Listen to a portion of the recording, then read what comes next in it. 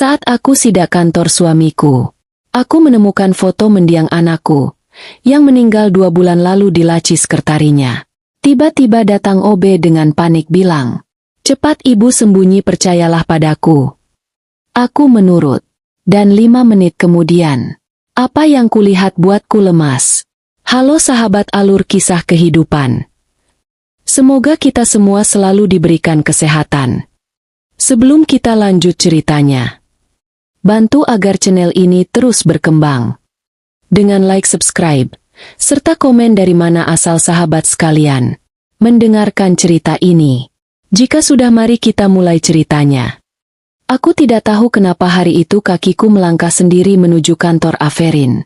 Sudah 2 bulan berlalu sejak kematian Maria, tapi kebiasaan lamaku, mengantarkan bekal makan sore untuk suamiku, seperti belum hilang dari tubuh ini. Seolah otot-ototku belum menerima kenyataan yang diulang-ulang semua orang, bahwa putriku sudah tiada. Sore itu kantor terasa lebih sunyi dari biasanya. Lampu-lampu sudah banyak yang dimatikan, hanya menyisakan cahaya kuning temaram di lorong panjang. Aroma karpet lembab bercampur wangi kopi yang sudah dingin membuat dadaku sesak. Aku berdiri lama di depan pintu ruangan Aferin, menunggu tanpa tahu untuk apa. Jam di dinding menunjukkan hampir pukul 5. Aferin bilang ia akan pulang telat karena rapat insidental. Aku tak memberitahunya bahwa aku datang. Mungkin itu kesalahan pertama hari itu. Karena gelisah, aku berjalan ke meja sekretarisnya, Delva. Perempuan itu selalu terlihat terlalu ramah pada Aferin, terlalu sering mengirimkan emotikon tawa di grup kantor, atau terlalu sering memanggil suamiku dengan intonasi lembut yang aneh. Aku berhenti ketika melihat laci meja kerjanya tidak tertutup sempurna. Ada celah kecil yang menganga, seakan mengundang. Aku tidak berniat membuka apapun, tapi rasa tidak nyaman menusuk tenggorokanku. Tangan kanan ini bergetar saat aku menarik laci itu pelan. Detik berikutnya dunia seakan berhenti berputar. Di antara map-map dokumen dan pulpen biru, ada selembar foto. Foto anak kecil. Rambut pendek. Pipinya cabi. Senyumnya. Aku mengenali senyum itu. Maria. Anak kecilku. Berdiri memegang boneka baru yang belum pernah kulihat. Mengenakan dress cantik berwarna pucat. Dress yang tidak pernah kubelikan. Dan yang membuat lututku hampir roboh.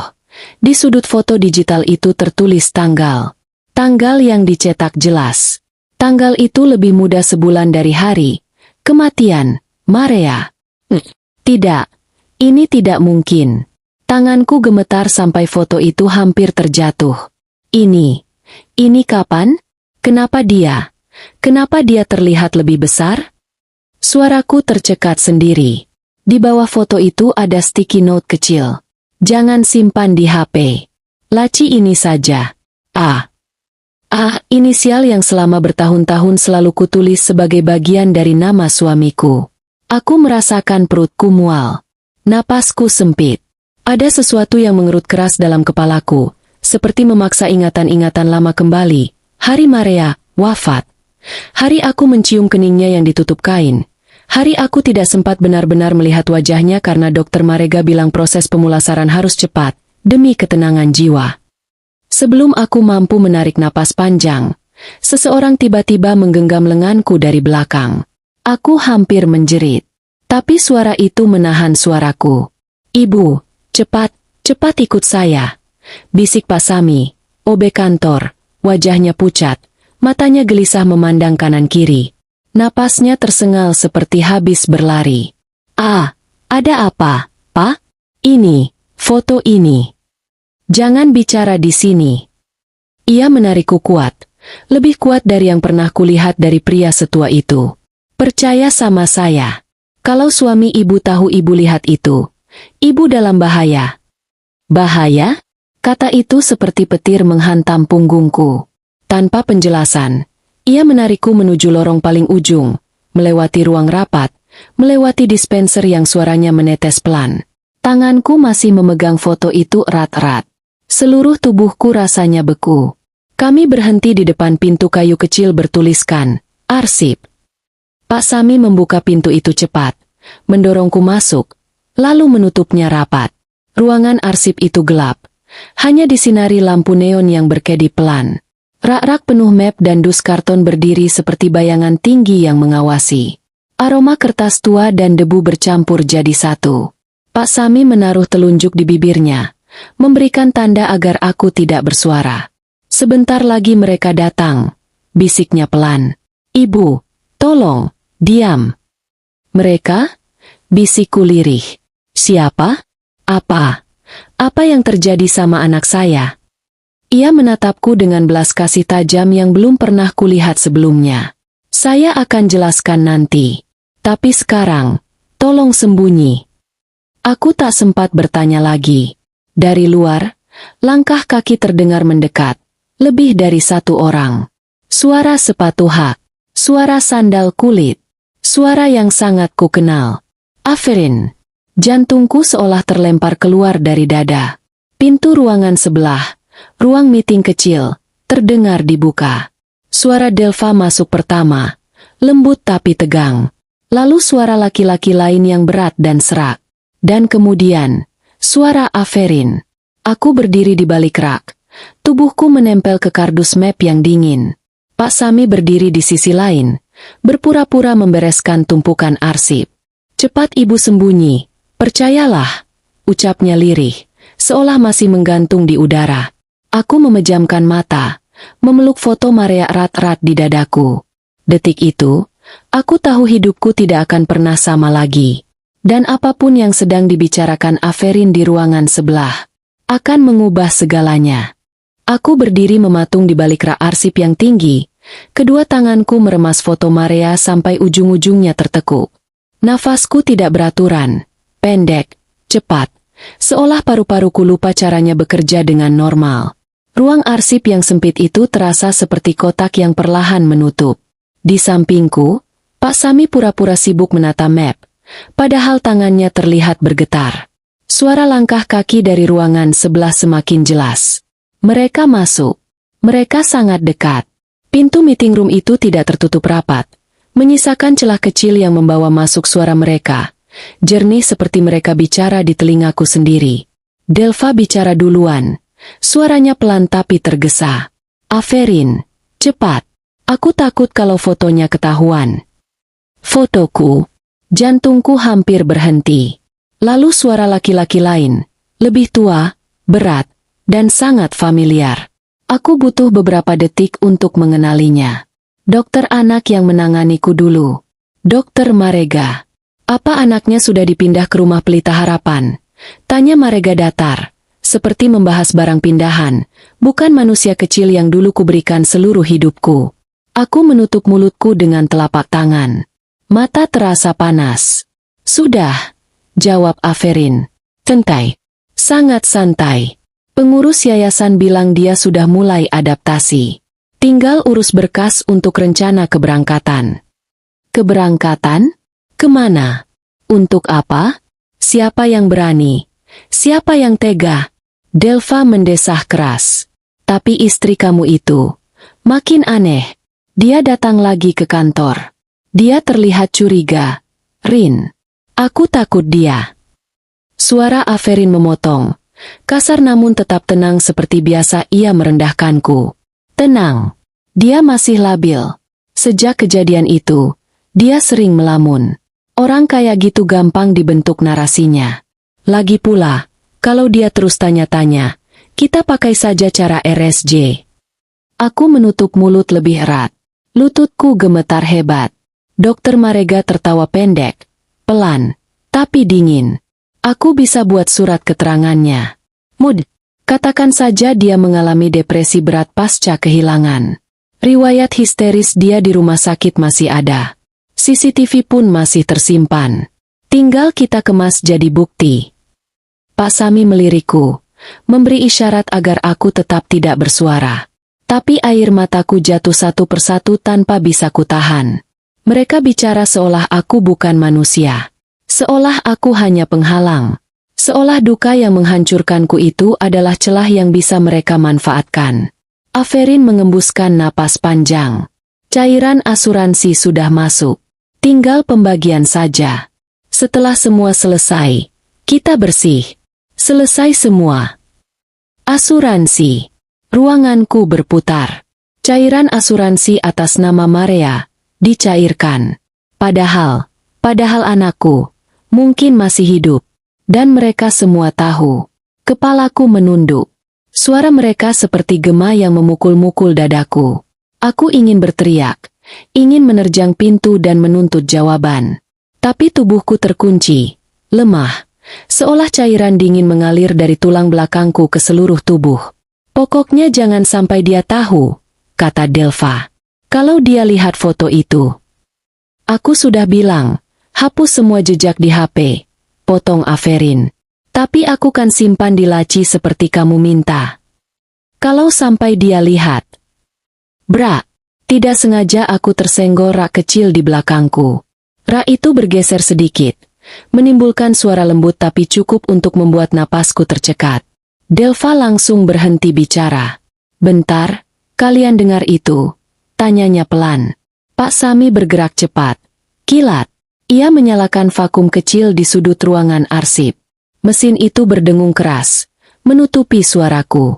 Aku bersihin dulu, Bu Delva.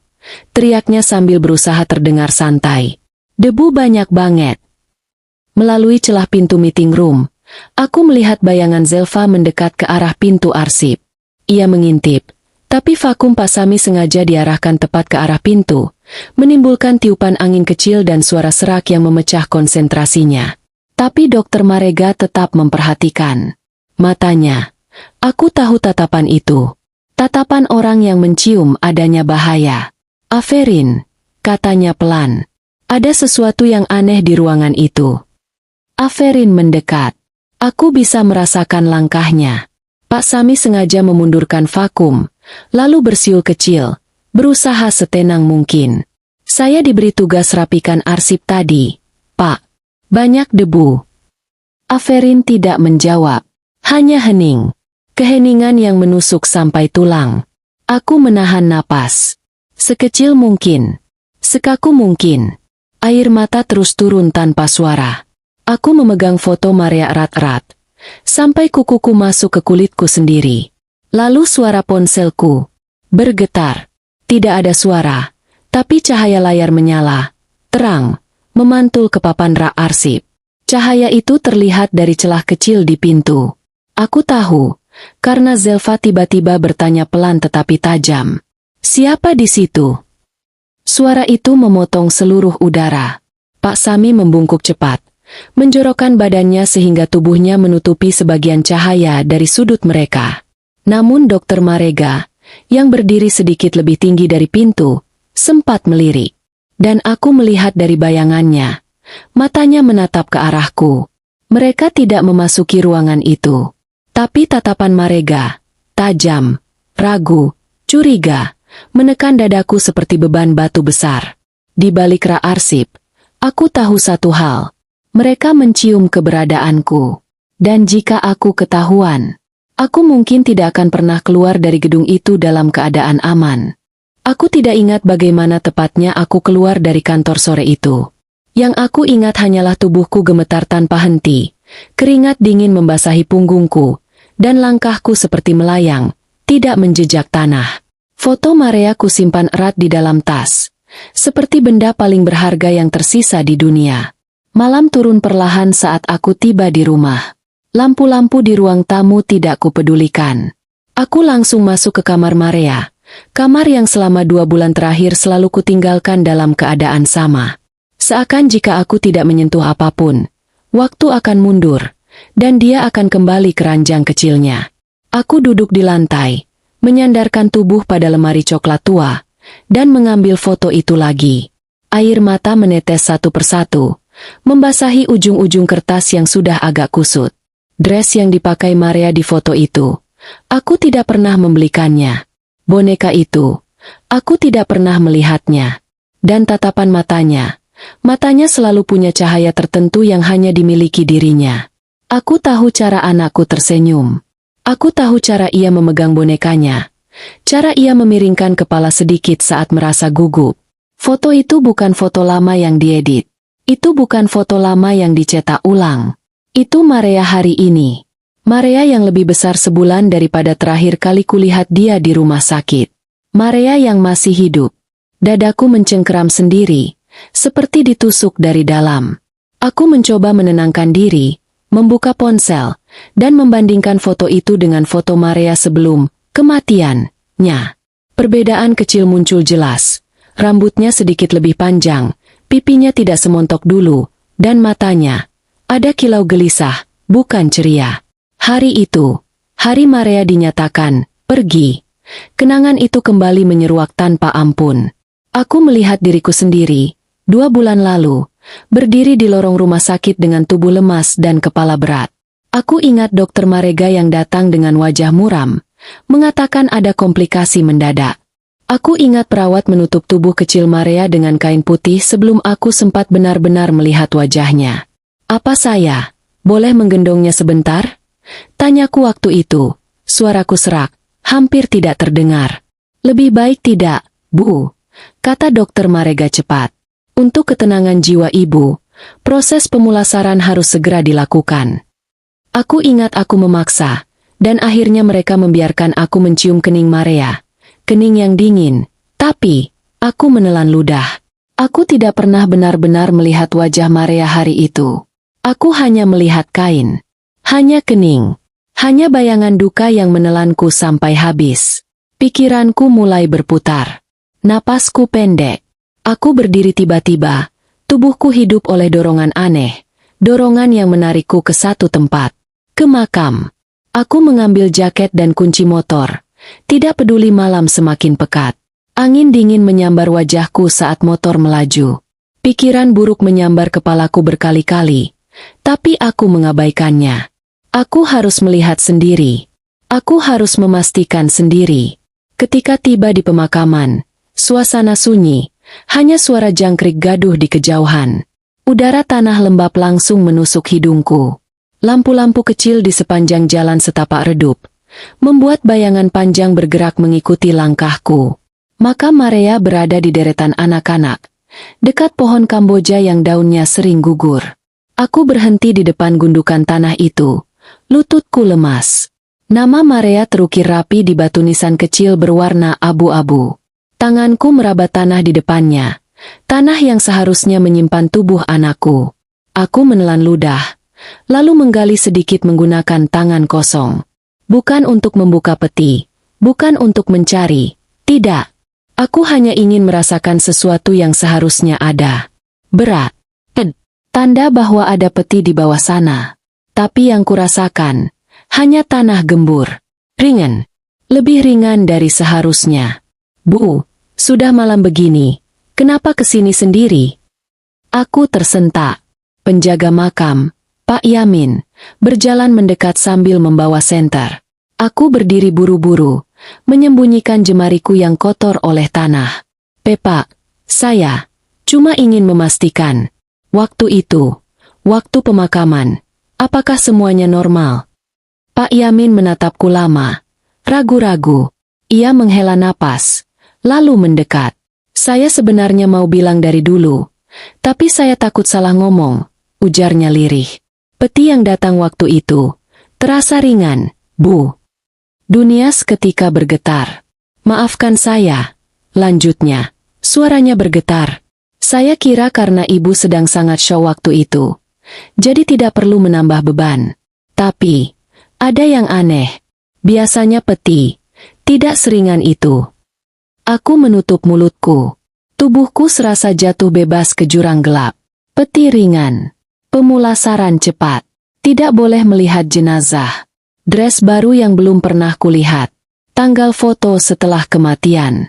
Tangisku pecah. Tapi tidak bersuara. Dadaku sakit. Aku harus pulang, Pak, kataku pelan sambil membungkuk. Aku kembali ke rumah dalam keadaan setengah sadar. Pintu rumahku buka pelan. Aku masuk ke kamar Maria tanpa menyalakan lampu. Ruangan itu terasa lebih sunyi daripada biasanya. Di meja kecil dekat ranjangnya, ada kotak plastik yang dulu kuberikan pada pihak rumah sakit. Di dalam kotak itu seharusnya ada gelang pasien yang dipakai Maria selama dirawat. Gelang yang mereka minta untuk dipulangkan bersama jenazah. Tanganku bergerak pelan membuka tutupnya. Dan di sana, ada gelang pasien itu. Masih utuh.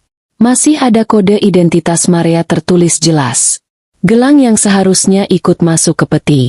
Tubuhku kaku. Nafasku hilang seketika. Jika gelang ini ada di sini, kalau gelang ini tidak dikubur, kalau petinya ringan, kalau foto itu berasal dari waktu setelah kematian, maka Maria tidak pernah dimakamkan. Dan seseorang sengaja membawa anakku pergi. Pagi berikutnya aku merasa tubuhku seperti tidak bertulang. Mataku bengkak karena tangis semalaman, kepalaku berat, dan setiap kali aku teringat pada gelang pasien yang kutemukan di kamar Maria, napasku kembali sesak. Rasanya aku ingin berteriak, tapi suaraku terkunci jauh di dalam dada. Aku duduk di meja makan yang dingin dan kosong. Aferin sudah pergi dari rumah tanpa sepatah kata, meninggalkan aroma parfum kantoran yang biasanya biasa saja, tapi kini terasa seperti bau pengkhianatan yang menusuk. Tanganku tidak berhenti menggenggam ponsel, menatap foto Maria yang kutemukan di laci Zelva. Aku memperbesar wajahnya, memperhatikan garis-garis kecil yang muncul di wajah mungil itu. Itu bukan anak yang sedang sakit atau sekarat. Itu anak yang hidup. Lebih kurus. Ya, tapi hidup. Dan mereka semua berusaha membuatku terlihat gila. Aku tidak boleh berpikir lama. Tidak boleh berduka sampai lumpuh. Aku harus melakukan sesuatu cepat, atau mereka akan menghilangkan Maria selamanya. Lalu aku ingat seseorang. Orang yang kemarin menyelamatkanku dari bahaya yang bahkan belum sempat kupahami sepenuhnya. Pak Sami. Tanpa pikir panjang, aku menghubungi nomor yang pernah ia simpan di buku tamu, nomor darurat OB untuk keperluan kantor. Suaranya terdengar panik saat menjawab. Ibu, ini Ibu Larentia. Iya, Pak, bisakah kita bertemu? Tolong, saya butuh bantuan Bapak. Keheningan sebentar. Baik, Bu, jangan di kantor. Kita ketemu di warung dekat parkiran belakang jam 10. Jangan bilang siapa-siapa. Warung itu sederhana. Meja kayu, kursi plastik, bau kopi hitam yang terlalu pekat. Saat aku datang, Pak Sami sudah duduk di sudut. Kepalanya menunduk, wajahnya penuh waspada. Ia bangkit begitu melihatku. Ibu, tidak apa-apa kemarin? Saya takut sekali. Aku duduk, menahan air mata. Pak, saya lihat foto Maria di laci sekretaris suami saya. Dengan tanggal yang tidak masuk akal. Saya juga menemukan gelang pasiennya di rumah. Gelang yang seharusnya dikubur. Pak Sami menghela napas panjang. Tangannya saling menggenggam gemetar. Saya sudah lama curiga, Bu. Tapi saya tidak punya keberanian bicara. Saya cuma OB. Suara saya bisa dianggap angin lalu. Katakan apapun yang Bapak tahu. Tolong. Pak Sami menatapku. Mata tuanya berkaca-kaca. Saya sering disuruh bersihkan ruang meeting setelah rapat-rapat jam malam. Rapat yang bukan rapat kerja biasa. Kadang mereka bicara hal yang buat saya merinding. Saya tidak benar-benar paham semua. Tapi, saya dengar kata-kata, adopsi eksklusif, data anak, berkas luar negeri, dan nama Maria beberapa kali.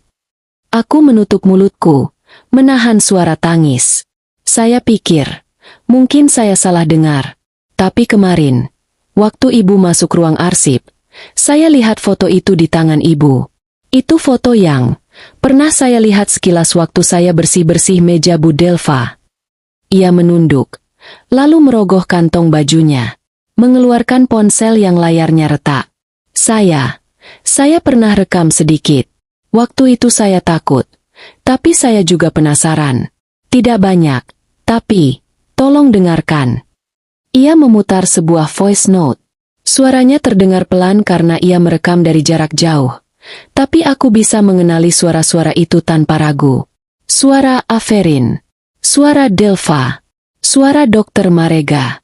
Kalau perempuan itu terus ngotot, bilang saja dia halu. Riwayat histerisnya di RS masih ada. Dokter bisa buat surat depresi.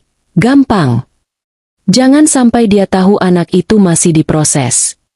Tanganku menutup wajah. Tubuhku terguncang halus. Mereka tidak hanya mengambil anakku. Mereka menjadikanku kambing hitam. Mereka ingin mengunciku sebagai perempuan gila, agar aku tidak mengganggu proses jual beli anak berkedok adopsi. Pak Sami menatapku dengan sorot sedih bercampur takut. Saya tahu saya cuma OB, Bu. Tapi saya lihat sendiri banyak hal yang tidak pantas. Saya tidak bisa diam lagi. Ibu harus cari orang yang bisa bantu secara hukum. Orang yang kuat. Jangan hadapi mereka sendiri. Siapa, Pak? Siapa yang bisa bantu? Ia mengambil kartu nama kecil yang diselipkan di dompet. Sudah agak kusut di sudutnya. Memberikannya padaku dengan hati-hati. Bu Ranindi, SH, advokat konsultan hukum keluarga Au Perdata. Beliau pernah nolong saya dulu waktu rumah saya mau disita. Beliau baik, Bu. Tegas. Tidak takut dengan orang-orang macam mereka. Coba temui beliau, sebelum mereka lebih dulu membungkam ibu. Aku menggenggam kartu nama itu erat-erat.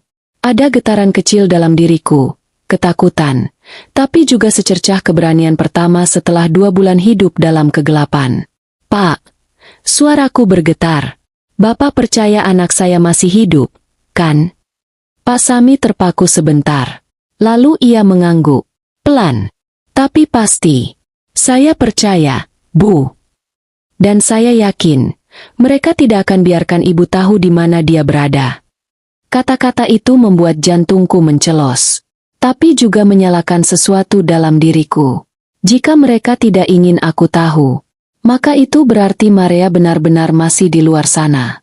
Dan aku akan menemukannya. Apapun harganya. Aku duduk di dalam mobil selama beberapa menit sebelum akhirnya berani turun. Kantor hukum Bu Ranindi berada di sebuah ruko 2 lantai yang sederhana, jauh dari kesan mewah atau menyeramkan. Tapi kakiku tetap terasa berat, seperti ada beban besar yang mengikat pergelangan kakinya. Mungkin karena ini pertama kalinya aku bergerak bukan untuk menangis, melainkan untuk melawan. Aku mengetuk pintu kaca bening. Seorang staf muda membuka dari dalam dan mempersilakan masuk. Bu Larentia, ya? Silakan. Bu Ranindi sudah menunggu. Ruangan utamanya luas, dengan rak-rak berisi berkas hukum tertata rapi, aroma kertas dan kopi bercampur lembut.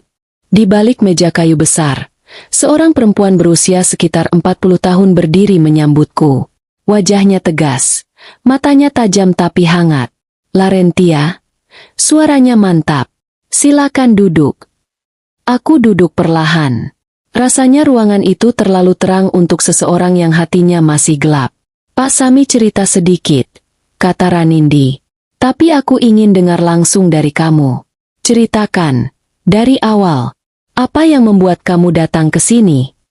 Aku mengeluarkan semua barang bukti dari dalam tas. Foto Maria yang kutemukan di laci sekretaris, gelang pasien yang seharusnya dikubur, voice note dari Pak Sami, dan riwayat singkat kejadian hari Maria wafat.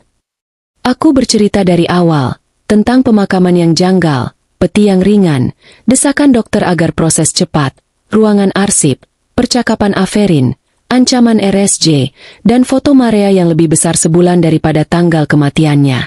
Kata-kata keluar tidak mulus, sering tersendat dan terguncang, tapi Ranindi mendengarkan dengan fokus penuh. Ia tidak memotong, tidak meremehkan, tidak menyuruhku, tenang dulu. Ia mendengarkan dengan mata yang terus memperhitungkan sesuatu. Setelah aku selesai, ia menarik napas panjang. Begini, katanya tenang, aku tidak akan membuat kamu berharap secara buta. Kita selalu harus menimbang 2 sisi, kemungkinan terburuk, dan kemungkinan terbaik. Aku mengangguk pelan, meski dadaku terasa berat. Terburuknya, ia melanjutkan. Suami kamu, dokter itu, dan pihak yayasan punya skema besar yang melibatkan pemalsuan kematian anak untuk mendapatkan uang asuransi dan bayaran adopsi ilegal. Itu berarti kita berhadapan dengan orang-orang yang tidak takut bermain kotor. Aku menggenggam ujung rokuk erat-erat. Ranindi melanjutkan. Terbaiknya, anak kamu masih hidup. Air mataku langsung jatuh. Ia mencondongkan tubuh sedikit. Suaranya pelan tapi sangat mantap. Dan segala bukti awal yang kamu bawa, foto, gelang, voice note, laci rahasia, percakapan rapat, semuanya mendukung kemungkinan terbaik itu. Sekarang tugas kita adalah memperkuat bukti sampai mereka tidak bisa lagi membuat kamu terlihat gila atau tidak stabil. Aku menatapnya, suara tercekat. Jadi, apa kita harus hadapi Aferin langsung? Ranindi menggeleng tegas. Tidak, jangan sekalipun kamu tunjukkan kamu tahu apa-apa. Kamu harus tetap bersikap seperti Larentia yang rapuh, yang masih berduka, yang tidak mencurigai suaminya. Itu penting sekali. Kalau mereka tahu kamu sadar, mereka akan mempercepat pemindahan anakmu atau bahkan menghilangkannya selamanya. Tubuhku gemetar mendengar kalimat itu. Ranindi menatapku serius. Kita lakukan strategi halus dulu. Kita tarik data rumah sakit. Kita cari nama yayasan itu di dinas sosial. Kita cocokkan kode gelang pasien dengan sistem. Kita kumpulkan bukti satu persatu. Kita harus bergerak seperti bayangan, tidak terlihat, tapi terus maju. Aku mengangguk pelan, meski tubuhku masih bergetar. Ranindi mengambil bukuku dan menulis beberapa hal. Yang kamu lakukan sekarang hanya 3 hal, katanya sambil memberi daftar kecil. 1. Jangan melawan suami kamu secara frontal. 2. Simpan semua bukti yang ada dalam 2 salinan berbeda. 3. Beri informasi ke aku setiap gerakan mencurigakan. Aku menelan ludah. Kalau mereka curiga. Ranindi menatapku. Mata gelapnya penuh keyakinan. Biarkan mereka berpikir kamu lemah. Itu justru keuntungan kita. Ia mengambil ponselnya, menelepon seseorang dengan suara tegas. Arif, tolong cek rumah Pelita Harapan. Status izin, riwayat adopsi.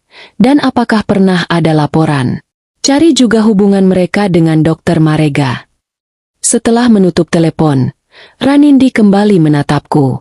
Aku tidak bisa janji akan cepat, katanya. Tapi aku bisa janji satu hal. Kamu tidak sendirian lagi. Kata-kata itu membuat dadaku seperti retak dan sembuh di saat bersamaan. Malamnya aku pulang. Rumah terasa lebih dingin dari biasanya. Lampu dapur menyala samar. Aku duduk di sofa, menahan napas saat pintu depan terbuka. Aferin masuk dengan langkah santai, seolah hidup kami baik-baik saja, seolah tidak ada yang perlu dipertanyakan. Ia meletakkan tasnya, lalu mendekat sambil mengusap bahuku. Kamu makin sering melamun, sayang, katanya lembut, tapi nadanya kosong, dingin, mengancam.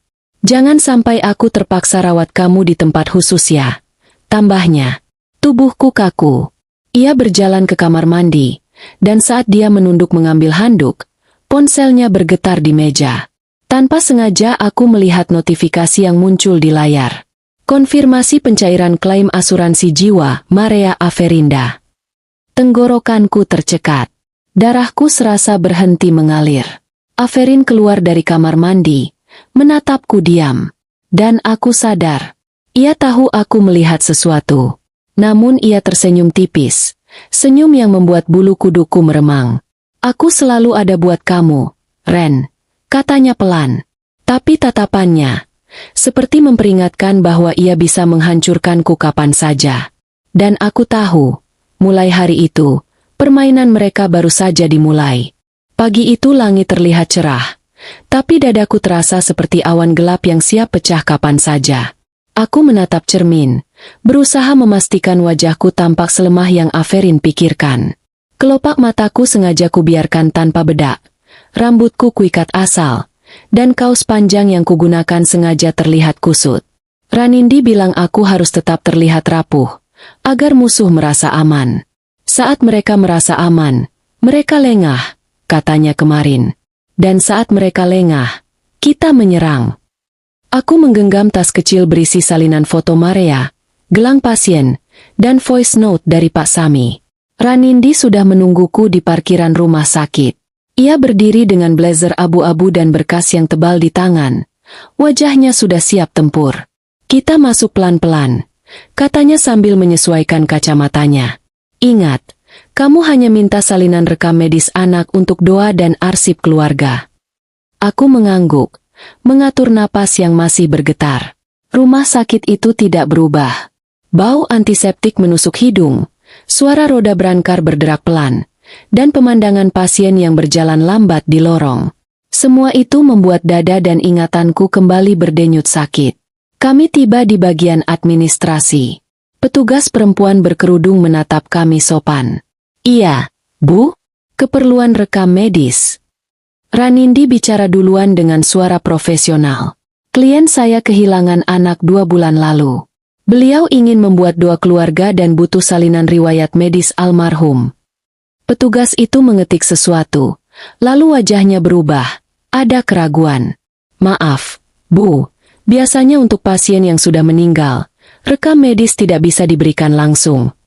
Ranindi menarik napas pelan, lalu mengeluarkan selembar kertas dari mapnya. Menurut hak wali pasien dalam Undang-Undang Perlindungan Pasien Pasal 7 dan 8, orang tua berhak mendapatkan salinan riwayat medis demi kebutuhan pribadi. Jadi mohon diproses. Petugas itu menelan ludah, lalu perlahan mengangguk. "Baik, Bu. Sebentar saya cek." Ia masuk ke ruangan belakang. Aku dan Ranindi menunggu.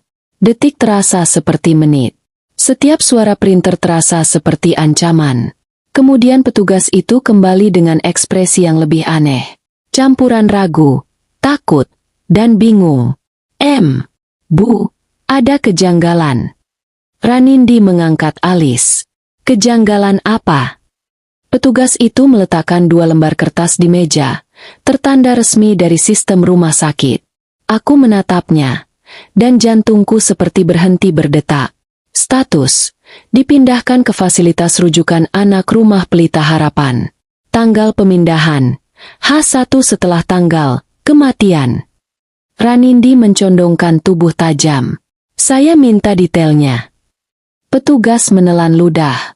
Ini tidak sesuai prosedur. Kalau pasien meninggal, sistem pasti menunjukkan inactive due to mortality. Tapi, di sini tertulis, dipindahkan. Dan ada log edit manual, yang dihapus pagi ini, Bu. Aku memegang dadaku yang rasanya mau roboh. Pagi ini, seseorang mencoba menghapus jejak. Pagi ini, siapa yang terakhir mengakses berkas ini? Tanya Ranindi dengan suara dingin. Petugas itu membuka tab lain di komputernya. Lalu jawabannya membuatku ingin muntah. "Dokter Marega." Ruangan terasa menyempit. Udara menghilang. Nama itu, nama yang selama ini kurasa seperti bayangan buruk, kini muncul jernih di layar resmi rumah sakit. Ranindi mengatur napas, lalu berkata, "Kami butuh salinan lengkap, termasuk log sistem, status asli, dan daftar pihak yang mengakses berkas." Petugas itu mengangguk gemetar. "Baik, Bu. Tapi mohon hati-hati. Hal seperti ini biasanya tidak terjadi tanpa alasan besar." Aku memejamkan mata. Alasan besar seperti apa? Adopsi ilegal? Jual beli anak berkedok rujukan fasilitas? Dan Marea dipindahkan sebagai barang? Aku harus menahan muntah. Saat kami keluar dari gedung rekam medis, Ranindi menerima telepon dari asistennya. "Iya? Apa? Kirimin ke email saya sekarang." Ia menutup telepon dan menatapku. "Asuransi. Klaimnya sudah cair beberapa hari setelah kematian. Nilainya besar. Pencairannya ditandatangani Aferin sendiri. Itu motifnya." Aku memegang pagar sambil merasakan dunia berputar. Aferin menguangkan kematian anaknya sendiri. Angin sore menyapu wajahku, dan di saat itulah aku melihat sesuatu yang membuat darahku membeku. Di ujung area parkir, 2 sosok berdiri dekat mobil hitam. Aferin dan Dokter Marega. Aferin terlihat tegang. Marega menunjuk-nunjuk ke arah gedung rekam medis, tempat kami baru saja keluar. Wajah keduanya gelap, seakan mereka sedang membahas sesuatu yang bermasalah.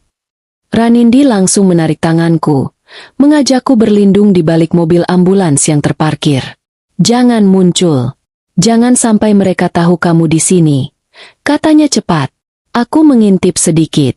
Aferin terlihat gelisah, berjalan bolak-balik. Marega mengusap wajahnya kasar, lalu mengeluarkan ponselnya, jelas sedang menghubungi seseorang. Aferin tiba-tiba menghentikan langkah. Wajahnya menoleh ke arah kami berada. Jantungku meloncat. Aku buru-buru menunduk. Suara Ranindi berbisik di telingaku. Tetap tenang. Kita sudah selangkah di depan mereka. Tapi mulai sekarang, mereka pasti merasa terancam. Aku menggenggam ujung jaketku. Tubuhku gemetar tak terkendali. Mereka tahu ada jejak yang belum hilang. Mereka tahu ada sesuatu yang tidak selesai. Dan mereka akan mencari siapa yang mengganggu skema mereka. Mereka akan mencari aku. Aku memejamkan mata. Jika mereka tahu aku sudah menemukan rekam medis asli, maka nyawaku pun mungkin masuk dalam daftar yang ingin mereka hilangkan. Aku tidak tidur semalam. Setiap kali memejamkan mata, aku melihat wajah Maria, versi dirinya yang ada di foto rahasia, versi dirinya yang mungkin sedang menunggu seseorang, sendirian, di tempat yang bukan rumahnya, di tempat yang mungkin memperlakukannya seperti barang. Pagi itu Ranindi tiba di rumah jam 9. Ia membawa 2 map tebal dan raut wajah yang lebih serius dari sebelumnya. Kita harus cepat, katanya, sebelum mereka memindahkan Maria lagi. Kalimat itu membuat seluruh tubuhku merinding. Ranindi menjelaskan rencananya. Kami akan mengunjungi rumah Pelita Harapan dengan kedok sebagai calon donatur. Ia sudah menghubungi pengurus yayasan lewat stafnya, mengatasnamakan dirinya sebagai relasi kantor hukum yang ingin membuat program CSR untuk anak-anak panti.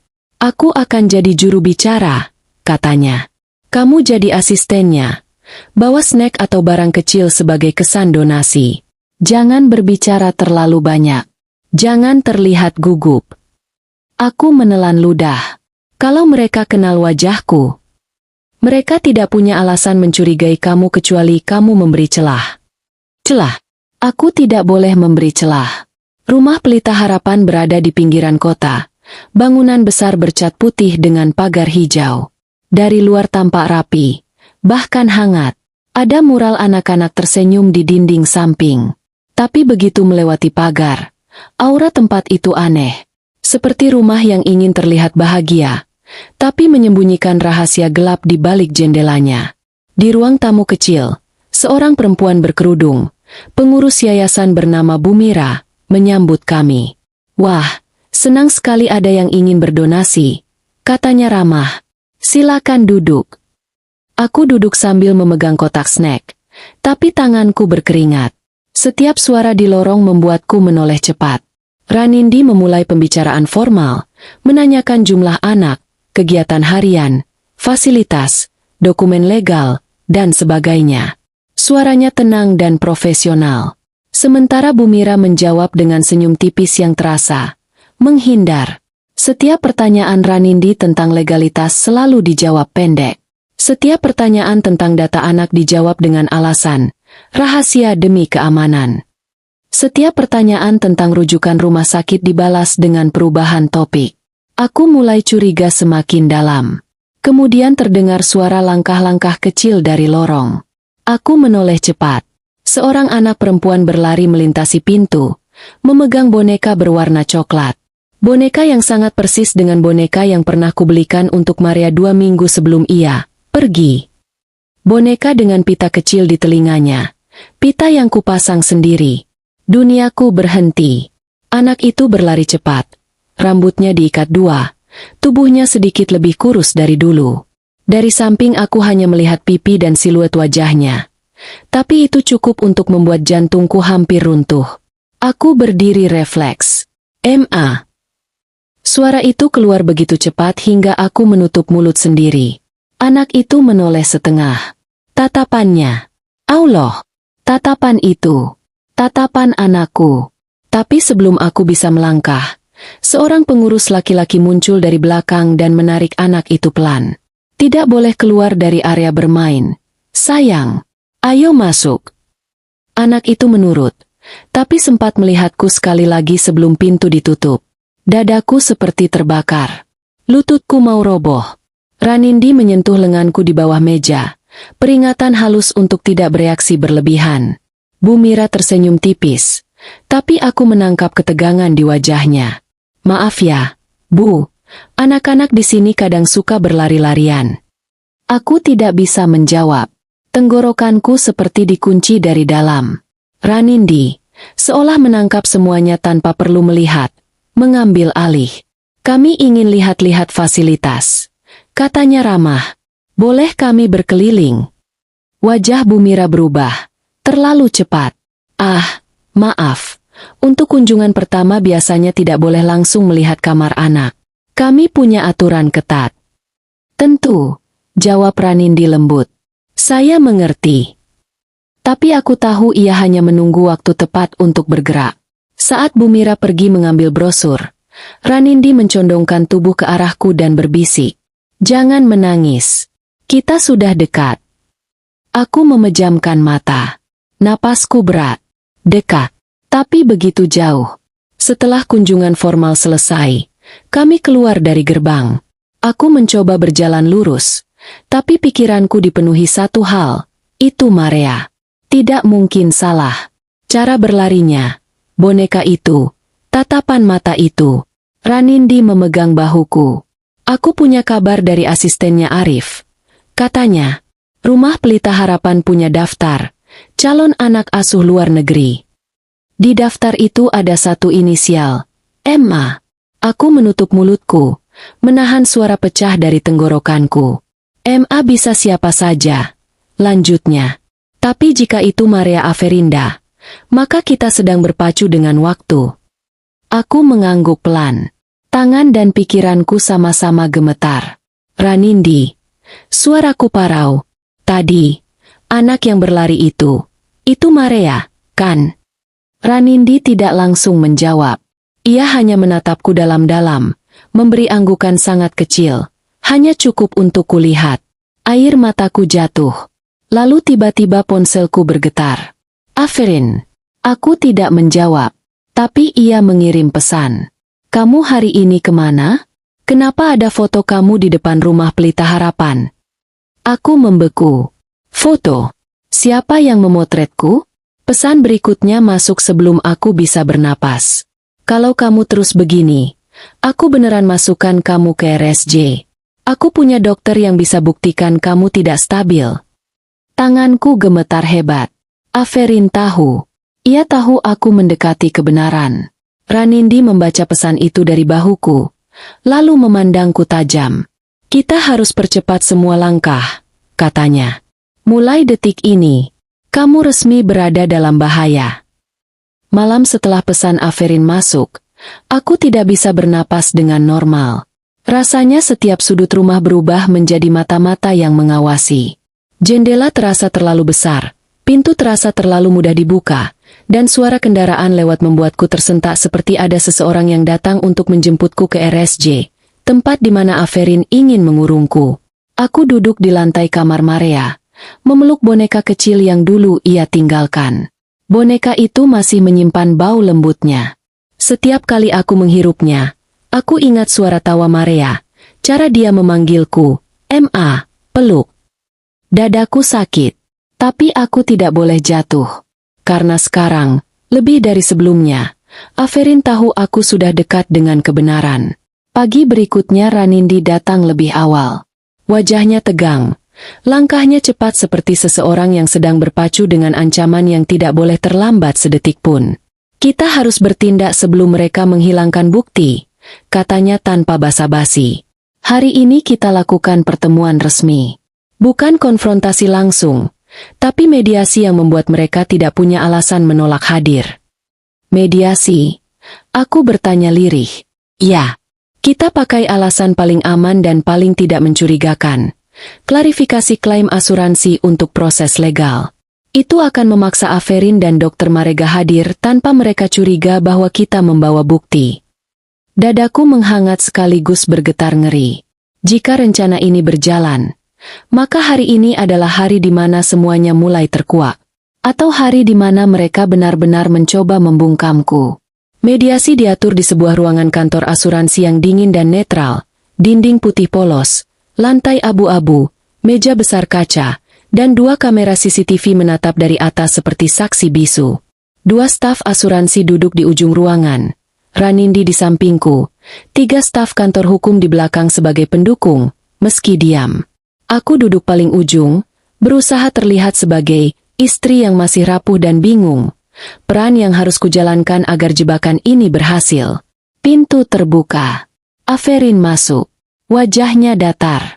Tapi matanya penuh kewaspadaan dan kemarahan yang nyaris tak tersembunyi. Ia duduk di seberangku tanpa menatap langsung. Napasnya berat, seperti menahan sesuatu. Beberapa detik kemudian, Dokter Marega masuk, lengkap dengan jas putihnya, seolah ingin menegaskan otoritas. Rahangnya mengeras saat melihatku. Delva tidak datang, entah karena mereka takut memasukkannya atau karena ia sedang menjaga sesuatu. Entah anakku. Ranindi berdiri, membuka rapat. Terima kasih telah hadir. Kami hanya ingin meluruskan beberapa hal terkait klaim asuransi anak almarhum, Maria Aferinda. Aferin menyilangkan tangan. Klaim sudah selesai.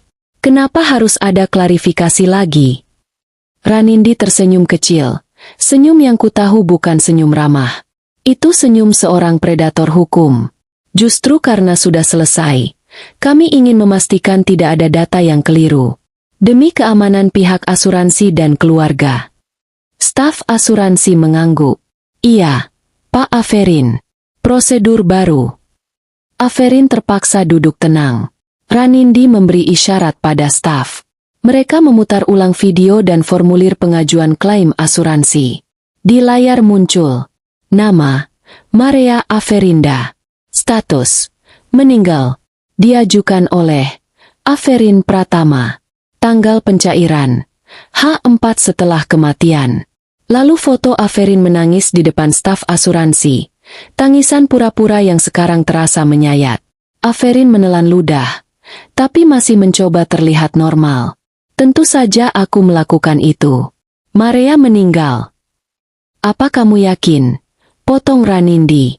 Ruangan seketika dingin. Aferin melirikku.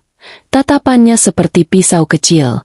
Ranindi berdiri, mengambil map, mengeluarkan lembar printout rekam medis rumah sakit, menggesernya ke tengah meja. Staf asuransi meraih kertas itu, membacanya, dan wajah mereka langsung berubah. Pak Aferin, di sini tertulis bahwa putri Bapak dipindahkan, bukan meninggal. Marega menyentak. Itu data salah. Sistem error. Ranindi mencondongkan tubuh. Suaranya tenang tapi tajam. Error? Error yang juga menunjukkan bahwa Bapak, Dr. Marega, adalah orang terakhir yang melakukan manual edit sebelum data itu hilang pagi tadi. Seluruh ruangan seperti menahan napas. Marega mengepal tangan. Anda tidak mengerti prosedur rumah sakit. Ranindi mengambil lembar berikutnya. Print log jejak digital. Ini catatan sistem. Rekam medis menunjukkan pemindahan ke fasilitas rujukan, Rumah Pelita Harapan, bukan mortalitas. Dan entry kedua yang menyatakan kematian dimasukkan beberapa jam setelah itu, oleh user yang sama. Aferin mulai gelisah. Ia memijat batang hidung, menatap meja kosong. Ranindi, kamu salah paham. Ini semua tidak seperti yang kamu kira. Ranindi mengangkat tangan. Saya belum selesai. Lalu ia menoleh ke pintu. Silakan masuk. Pintu terbuka pelan. Pak Sami masuk, dengan baju kerja OB-nya yang sederhana. Tangannya memegang ponsel dengan layar retak. Matanya menatap Aferin dengan campuran takut dan tekad. Aferin langsung berdiri. Kamu? Apa yang kamu lakukan di sini? Pak Sami menunduk sedikit, tapi suaranya mantap. Saya hanya mau membantu Ibu Larentia. Saya rekam sedikit dari percakapan di kantor. Saya cuma OB, tapi saya tahu apa yang saya dengar tidak benar. Aferin mendengus. OB sampah. Kamu pikir? Pak Aferin, suara staf asuransi memotong. Tolong jaga bahasa. Ruangan ini direkam. Aferin terdiam. Rahangnya mengeras. Ranindi memberi isyarat pada Pak Sami. Pak Sami memutar voice note. Suara Aferin. Bilang saja dia halu. Surat depresi gampang dibuat. Jangan sampai dia tahu anak itu masih diproses. Suara Delva. Kalau dia lihat fotonya, bahaya. Suara Marega. Anak itu sudah hampir siap diberangkatkan. Semua suara itu bergema memenuhi ruangan. Ketika kalimat Marega terdengar, akan diberangkatkan. Seluruh ruangan membeku. Ranindi berdiri. Saya ulang, Dok, apa maksud Anda anak itu sudah siap diberangkatkan? Marega pucat. Saya, itu, maksudnya. Kemana diberangkatkan? Tanya Ranindi. Tidak ada jawaban. Hanya napas gelisah. Aku tidak mampu menahan diri lebih lama. Suaraku keluar, bergetar tapi jelas. Jadi, anak saya masih hidup. Tenggorokan Aferin bergerak menelan. Marega memegang kursi. Para staf asuransi saling pandang dengan wajah yang dibanjiri kesadaran keji. Ranindi menatapku pelan, lalu mengangguk kecil. Ya, Larentia. Semua bukti mengarah ke sana. Kursi Aferin bergeser keras ketika ia berdiri dan menunjukku. Wajah merah marah. Kamu tidak akan dapat anak itu kembali. Kamu tidak mengerti permainan ini. Tapi sebelum ia sempat melangkah, staf keamanan kantor asuransi sudah berdiri di belakangnya. Hari itu, untuk pertama kalinya sejak 2 bulan penuh gelap, aku melihat cahaya kecil bahwa aku akan menemukan Marea. Tapi aku juga tahu sesuatu yang lain. Permainan ini baru akan menjadi jauh lebih berbahaya. Rasanya dunia bergerak lebih cepat dari tubuhku sendiri. Setelah pertemuan mediasi itu, Ranindi bekerja tanpa menunggu napas. Telepon, surat resmi, koordinasi lintas lembaga, semua berlangsung seperti badai. Dan di tengah semua itu, aku hanya memegang satu hal, foto Marea di genggamanku. Foto yang menjadi kompas, penggerak napas, dan alasan untuk terus berdiri ketika kakiku nyaris menyerah. Hari itu, sebelum matahari terbenam, polisi, dinas sosial, dan tim pendamping hukum bergerak menuju rumah Pelita Harapan. Ranindi menggenggam bahuku sepanjang perjalanan. Larentia, dengarkan aku. Apapun yang terjadi nanti, kamu harus tetap tenang. Kalau Marea ketakutan dan melihat kamu panik, itu bisa buat dia trauma. Aku mengangguk, tapi tubuhku terasa seperti dahan rapuh. Setiap tarikan napas adalah perjuangan. Ketika mobil berhenti di depan pagar yayasan, jantungku seperti pecah. Pagar itu tidak berubah. Cat putihnya tetap sama. Tapi sekarang aku tahu, di balik tembok inilah anakku disembunyikan. Di balik pintu inilah mereka memisahkan kami. Di balik ruangan inilah Marea mungkin menangis tanpa tahu kenapa ibunya tidak datang. Polisi mengetuk pagar keras. Dinas sosial. Buka pintu. Beberapa detik kemudian, Bu Mira muncul dengan wajah panik, lebih pucat dari kunjungan hari sebelumnya. Ada apa ya, Pak? Ini tempat anak-anak. Tidak boleh Sam. Buka pintu. Satu perintah tegas dari petugas dinas sosial menghentikan seluruh alasan yang ingin ia keluarkan. Pagar dibuka dengan suara berderit panjang. Tim masuk. Beberapa relawan yayasan mulai panik, berlari ke sana kemari. Hanya aku yang berdiri diam, memeluk tas kecilku. Tubuhku terasa seperti berada di luar dirinya sendiri. Ranindi mendekat ke petugas. Kami butuh akses ke seluruh ruangan, termasuk ruang perawatan khusus dan data CCTV. Siap, Bu. Kami digiring masuk ke lorong yang kemarin kulewati dengan jantung pecah. Ruangan itu sama, terang, bersih, tapi ada nuansa gelap yang tidak kasat mata, seperti dinding-dindingnya dipaksa untuk menutupi kejahatan. Petugas mulai membuka pintu satu persatu. Ruang bermain, ruang tidur, dapur, gudang. Setiap pintu yang terbuka membuat jantungku berdetak lebih keras. Lalu, salah satu petugas memanggil kami dari pintu kamar paling pojok. Bu Ranindi, Bu Larentia, sini sebentar. Aku hampir tidak bisa bergerak. Kakiku seperti dipaku ke lantai. Ranindi menggenggam tanganku, membimbingku maju. Saat memasuki kamar itu, dunia berhenti. Di ruangan kecil dengan ranjang bertingkat dan boneka-boneka lama. Di sudut ruangan, duduk seorang anak kecil bergaun sederhana. Memeluk boneka yang sama persis seperti yang kubelikan dulu. Maria, putriku, cahayaku. Satu-satunya alasan aku masih hidup. Ia menunduk, mengusap boneka dengan gerakan kecil yang pernah kulihat ribuan kali. Rambutnya sedikit lebih panjang, tubuhnya lebih kurus, pipinya tidak setembem dulu. Tapi ketika ia mengangkat kepalanya dan matanya bertemu denganku, aku tahu itu dia. Aku menutup mulutku. Lututku serasa ambruk. Tubuhku bergerak sendiri menuju Maria. Maria. Suaraku pecah, hampir tidak keluar. Ia menatapku lama, seperti otaknya mencoba menghubungkan wajahku dengan kenangan lama. Lalu, perlahan, tanpa suara, matanya memerah. "Ma," bisiknya. Aku langsung memeluknya. Tanganku melingkari tubuh kecil itu, menariknya ke dadaku. Bau tubuhnya, campuran bedak, sabun murah, dan sedikit keringat, menghantam memoriku seperti badai. "Maafkan Mama." "Nak. Maafkan Mama tidak datang waktu kamu cari Mama." Aku menangis tanpa mampu menahan apapun. Air mataku jatuh membasahi rambut Maria, sementara tangannya memegang bajuku erat. Erat seperti takut aku menghilang lagi. "Ma, jangan tinggalin Maria lagi."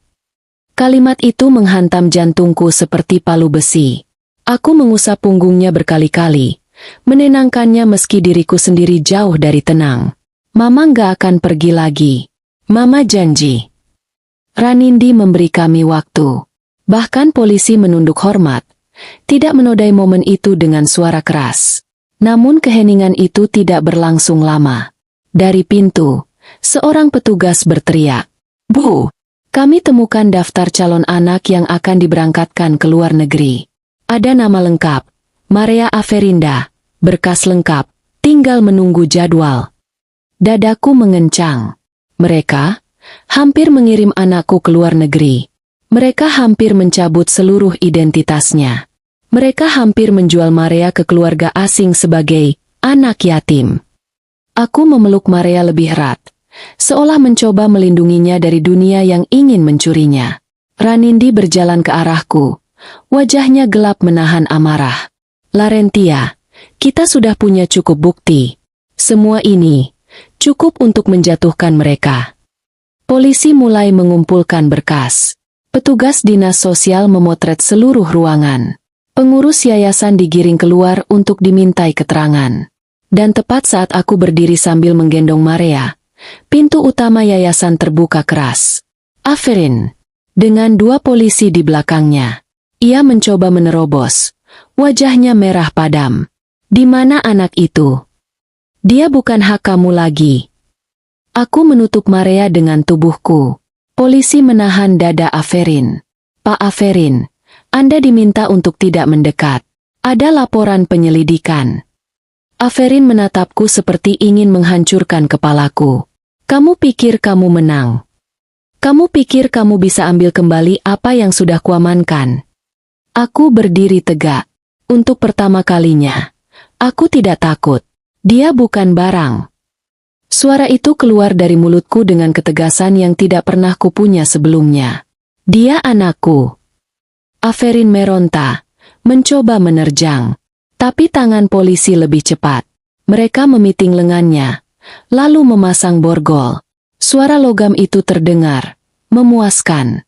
Di belakang Averin, Dr. Marega juga digiring keluar dari mobil polisi lain.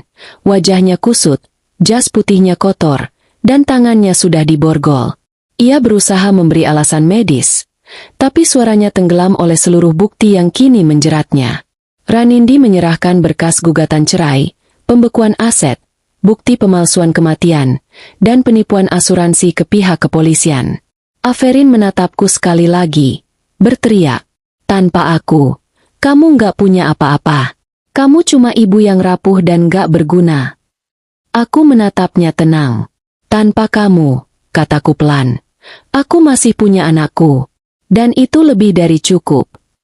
Suara itu bukan suara ketakutan. Bukan suara putus asa. Itu suara seorang ibu yang baru bangkit dari kubur keterpurukan. Sementara Aferin diseret masuk ke mobil polisi, Maria memelukku erat. Tangannya gemetar, tapi genggamannya kuat. Seperti ia takut aku hilang lagi. "Ma, jangan pergi," katanya lirih. Aku mengecup kepalanya.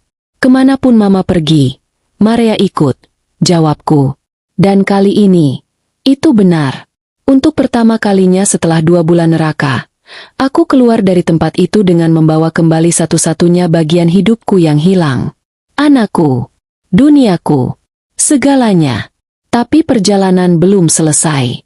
Karena setelah ini, aku harus membangun hidup baru dari reruntuhan semua kebohongan yang pernah dibuat Aferin. Rumah baru itu tidak besar, hanya rumah sederhana dengan pagar kecil dan atap merah yang mulai pudar. Tapi saat aku membuka pintunya sambil menggandeng tangan Maria, rasanya seperti membuka lembaran hidup yang selama ini tertutup lumpur kebohongan. Aroma cat baru bercampur dengan wangi kayu lembab. Angin sore masuk melalui jendela, mengibaskan tirai putih yang kupasang sendiri. Maria melangkah perlahan. Matanya menatap setiap sudut ruangan dengan rasa penasaran yang lembut tapi hati-hati, seperti anak yang belajar mempercayai dunia lagi. "Ini rumah kita, sayang," ucapku pelan. Ia menoleh, memegang ujung bajuku. "Rumah kita, beneran?" Aku mengangguk, tersenyum meski mataku berkaca-kaca. "Iya, rumah kita. Tempat kamu aman. Tempat Mama gak akan biarkan siapapun ambil kamu lagi." Maria memeluk kakiku kuat-kuat. Aroma rambutnya memenuhi dadaku. Aroma yang selama 2 bulan terakhir hanya hidup di dalam mimpi. Beberapa hari berlalu. Hidup terasa seperti merangkak perlahan ke arah hangat. Maria mulai tidur lebih nyenyak, meski kadang terbangun dengan napas tersengal karena mimpi buruk. Setiap kali itu terjadi, aku akan menggendongnya, menenangkannya sambil berkata, "Mama di sini, Nak. Mama ada." Siang hari, ia mulai bermain dengan pensil warna yang kubelikan. Tangan kecilnya menggambar matahari besar, rumah kecil, dan 2 sosok yang saling berpegangan tangan. Di atas kertas ia menulis huruf-huruf belum sempurna. "Maria dan Mama." Hatiku mencair sepenuhnya. Ranindi berkunjung hampir setiap hari di minggu pertama. Ia datang membawa setumpuk berkas dari kepolisian. "Ini untuk persidangan pemalsuan identitas," katanya sambil membuka map. "Dan ini untuk kasus penipuan asuransi. Ini untuk perdagangan anak. Dan ini, gugatan cerai serta pembekuan aset." Aku menatap kertas-kertas itu dengan campuran lega dan getir. "Aferin sudah ditahan, Larentia," lanjutnya pelan. "Mungkin dia akan mencoba perlawanan hukum lewat pengacaranya, tapi dengan bukti yang kita punya, mereka tidak akan punya ruang untuk berkelit." Aku mengangguk. Hidupku dulu hancur karena pria itu. Tapi kini, akhirnya ada batas yang memisahkan aku dari kegelapan yang ia buat.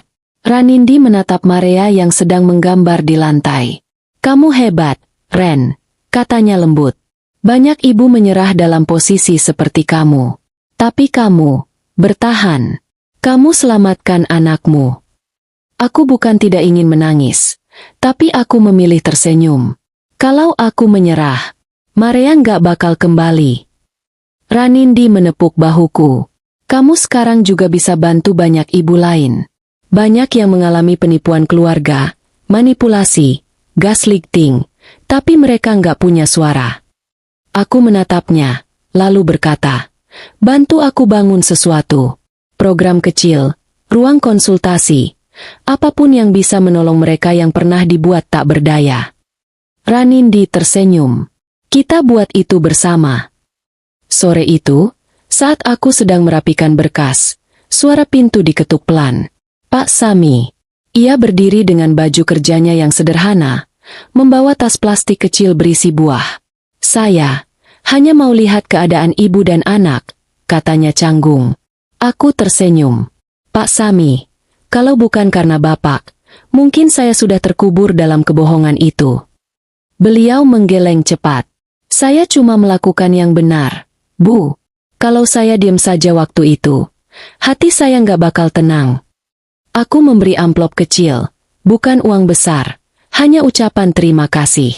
Tapi ia menolak langsung. Saya kerja sama ibu aja sudah cukup. Di rumah baru ibu ada lowongan bersih-bersih? Saya mau bantu. Saya bangga bisa kerja sama orang yang berani. Aku tertawa kecil. Tentu. Mulai besok, Pak Sami kerja di sini ya. Ia tersenyum lebar. Senyum jujur seorang pria yang selama ini dianggap remeh. Malam tiba. Rumah kecil kami diterangi cahaya lampu kuning hangat.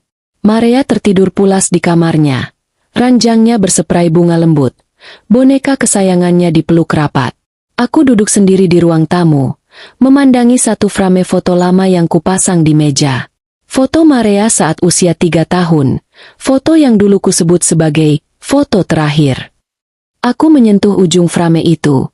Napasku dalam dan penuh syukur. Lalu dari belakang, langkah kecil mendekat. Maria keluar dari kamarnya sambil mengucek mata. "Ma, kamu belum tidur?" Aku mengangkatnya ke pangkuanku. "Belum, sayang. Mama lagi lihat foto kamu waktu kecil." Ia menatap foto itu lama. Lalu perlahan memelukku dari samping.